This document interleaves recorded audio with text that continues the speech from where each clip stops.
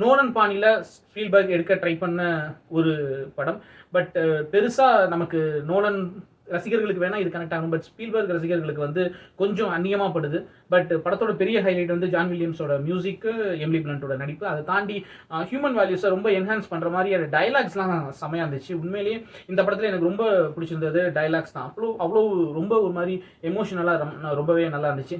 இந்த படம் யாருக்கானது அப்படின்னா ஸ்பீல்பர்க் ஃபேன்ஸு ப்ளஸ் ஒரு ஹாலிவுட் படங்கள் பார்க்குற அனைவருக்குமானது. படம் எங்கேயுமே ஸ்லோவாக இல்லாமல் ஃபாஸ்ட்டாகவே போய் முடிஞ்சது. தாராளமாக தேட்டரில் போய் பார்க்கலாம். வணக்கம், பேரன்புடன் உங்கள் விஜயன். இன்னைக்கு வந்து நம்ம டிஸ்க்ளோஷர் டே இந்த திரைப்படத்தை மட்டும் தான் பார்க்க போகிறோம்.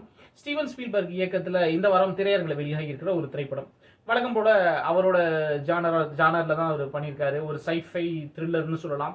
ஒரு யூஎஃப்ஓ, ஒரு ஏலியன் பேஸ் பண்ண படம். பட் ஏலியனை பேஸ் பண்ணியிருந்தாலும் இது வந்து மோர் ஆஃப் ஹியூமன் வேல்யூஸை பற்றி பேசுது. படத்தோட கதை என்ன அப்படின்னா, ஒரு 79 வருஷமாக அமெரிக்காவில் ஒரு என்ஜிஓ மாதிரியான ஒரு ஆர்கனைசேஷன் மிலிட்ரி ஹெல்ப்போட உலகத்தில் எங்கெங்கெல்லாம் வந்து ஏலியன் வந்து இறங்குதோ அந்த ஏலியன் எல்லாத்தையும் கேப்சர் பண்ணி அந்த ஏலியன் மேலே ஆராய்ச்சி பண்ணி அது மாதிரி அவங்கள்ட்ட இருந்து என்னென்னலாம் சக்தி எடுக்க முடியுமோ அதெல்லாம் எடுத்துக்கிட்டு, அல்லது அவங்கள வந்து மியூட்டேட் பண்ணி, அல்லது அவங்கள ஹியூமிலேட் பண்ணி, அவங்களுக்கு என்னெல்லாம் பண்ணக்கூடாதோ ஒரு ஹியூமன் வேல்யூஸ் இல்லாமல் ஒன்று பண்ணிகிட்டு இருக்காங்க. ரிசர்ச் பண்ணுறேன் அப்படிங்கிற பேரில் ஹியூமன் பீயிங்ஸோட ஃப்யூச்சருக்காக பண்ணுறேன்னு சொல்லி பண்ணிகிட்டு இருக்காங்க. அதை எக்ஸ்போஸ் பண்ணுற, அதை டிஸ்க்ளோஸ் பண்ணுற ஒரு டே, அதுதான் டிஸ்க்ளோஷர் டே அப்படின்றது. ஸ்டீவன் ஸ்பீல்பர்க் அவர் எப்போதுமே ஸ்ட்ரெயிட் ஆன் த ஃபேஸ்ன்ற மாதிரி தான் ஒரு கதை சொல்லுவார். அதாவது ஃபுல்லாக எக்ஸ்பிளைன் பண்ணி எந்த இடத்துலையும் நமக்கு குழப்பம் இல்லாமல் ரொம்ப தெளிவான ஒரு குழந்தைங்களுக்கு கதை சொல்கிற மாதிரி தான் சொல்லுவார். ஜுராசிக் பார்க்லேருந்து எடுத்துக்கிட்டார். பட் இந்த தடவை அவர் கொஞ்சம் வித்தியாசமாக நோலன் பாணியில் ஒன்று ட்ரை பண்ணலாம் அப்படின்னு ட்ரை பண்ணியிருக்காரு. பட் எனக்கு அது பெருசாக செட் ஆகலை. அதாவது புரிஞ்சும் புரியாமையும் என்னதான் கிளைமேக்ஸில் வந்து அதுக்கான விளக்கங்கள் நிறைய கொடுத்தாலும் நிறைய இடங்கள் வந்து நமக்கு படம் முடிஞ்சு வரும்போது புரியாமையே நம்ம வெளியில் வரோம்.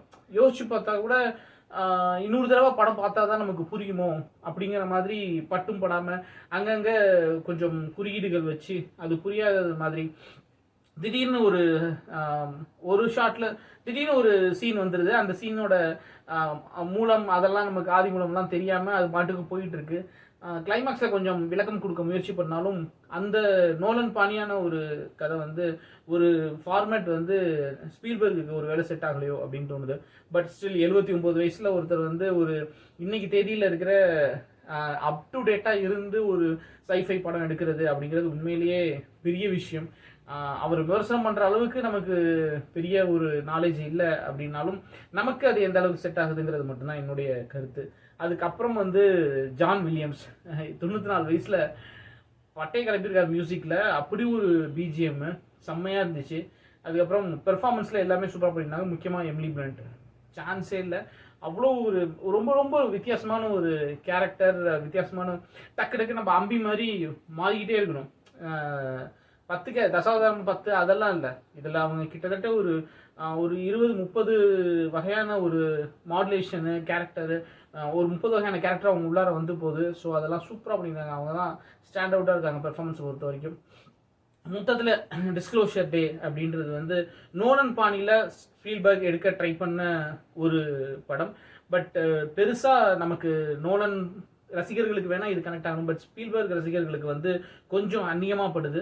பட் படத்தோட பெரிய ஹைலைட் வந்து ஜான் வில்லியம்ஸோட மியூசிக்கு, எமிலி பிளண்டோட நடிப்பு. அதை தாண்டி ஹியூமன் வேல்யூஸை ரொம்ப என்ஹான்ஸ் பண்ணுற மாதிரி டைலாக்ஸ்லாம் செம்மையாக இருந்துச்சு. உண்மையிலேயே இந்த படத்தில் எனக்கு ரொம்ப பிடிச்சிருந்தது டைலாக்ஸ் தான். அவ்வளோ ரொம்ப ஒரு மாதிரி எமோஷனலாக ரொம்பவே நல்லா இருந்துச்சு. இந்த படம் யாருக்கானது அப்படின்னா ஸ்பீல்பர்க் ஃபேன்ஸு ப்ளஸ் ஒரு ஹாலிவுட் படங்கள் பார்க்குற அனைவருக்குமானது. படம் எங்கேயுமே ஸ்லோவாக இல்லாமல் ஃபாஸ்ட்டாகவே போய் முடிஞ்சது. தாராளமாக தேட்டரில் போய் பார்க்கலாம். இந்த நிமிஷம் பிடிச்சிருந்தா லைக் பண்ணுங்கள், ஷேர் பண்ணுங்கள், கமெண்ட் பண்ணுங்கள், சேனல் சப்ஸ்கிரைப் பண்ணுங்கள். அன்பே போய்க்கிறோம். நன்றி.